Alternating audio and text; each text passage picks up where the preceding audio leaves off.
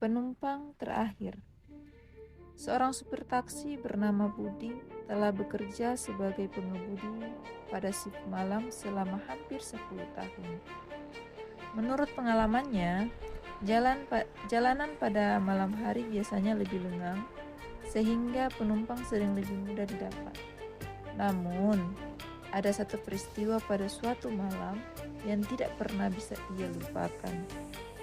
Malam itu sekitar pukul 2:30 dini hari, jalan-jalan di Jakarta tampak hampir kosong. Lampu-lampu jalan menyala redup dan hanya sesekali kendaraan melintas. Budi baru saja menurunkan penumpang terakhir. Ia berniat pulang setelah mendapatkan satu penumpang lagi. Ketika lewat sebuah ruas jalan yang agak gelap, Budi melihat seorang perempuan berdiri di tepi jalan. Perempuan itu mengenakan kebaya putih dengan rambut panjang yang terurai. Ia berdiri diam seolah-olah sedang menunggu seseorang. Budi menghentikan taksinya. Perempuan itu membuka pintu belakang lalu duduk dengan pelan. "Kemana, Mbak?" kata Budi. Dengan suara yang pelan, perempuan itu menjawab, "Ke rumah sakit, cepat." Budi segera menjalankan mobilnya menuju tujuan. Sepanjang perjalanan, suasana di dalam mobil terasa agak janggal. Penumpang itu tidak berbicara sepatah kata pun. Hal lain yang membuat Budi terasa tidak nyaman adalah ia tidak dapat melihat bayangan penumpang itu di kaca spion. Awalnya, Budi mengira posisi kaca spionnya tidak tepat. Ia pun menggeser sedikit sudut kaca tersebut, namun tetap saja kursi belakang tampak kosong. Budi mulai merasa bulu kuduknya berdiri. Ia berusaha menenangkan dirinya sendiri. Mungkin dia duduk agak ke samping, pikir Budi. Beberapa menit kemudian, mereka tiba di depan rumah sakit. Mobil berhenti dan perempuan itu membuka pintu dengan suara pelan. "Terima kasih," kata perempuan itu. Budi mendengar suara pintu belakang terbuka. Ia menunggu beberapa saat, namun anehnya ia tidak mendengar suara pintu ditutup kembali. Budi pun menoleh ke belakang. Kursi belakang kosong, tidak ada siapapun di sana. Pintu mobil ternyata masih tertutup rapat seperti sebelumnya.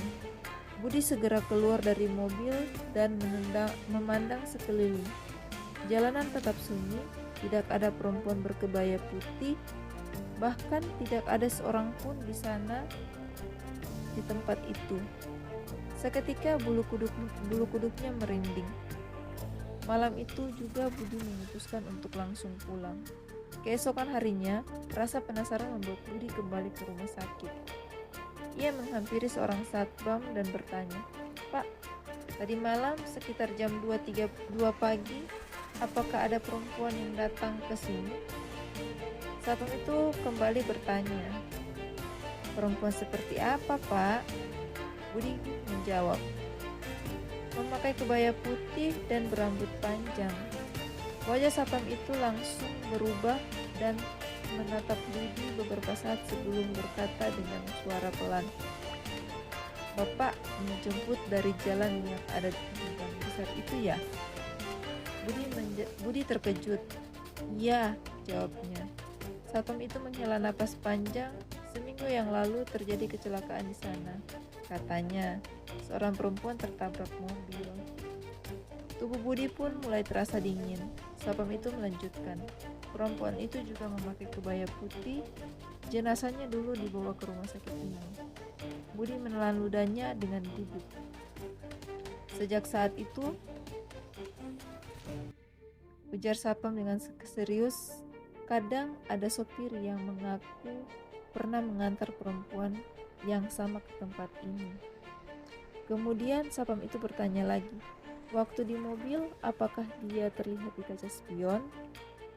Budi perlahan menggelengkan kepalanya. Satpam itu menatapnya dengan wajah serius dan berkata, "Kalau begitu, berarti semalam Bapak mengantar penumpang yang sebenarnya sudah meninggal." Sejak peristiwa itu, Budi tidak pernah lagi mau mengambil penumpang di jalan tersebut setelah lewat tengah malam.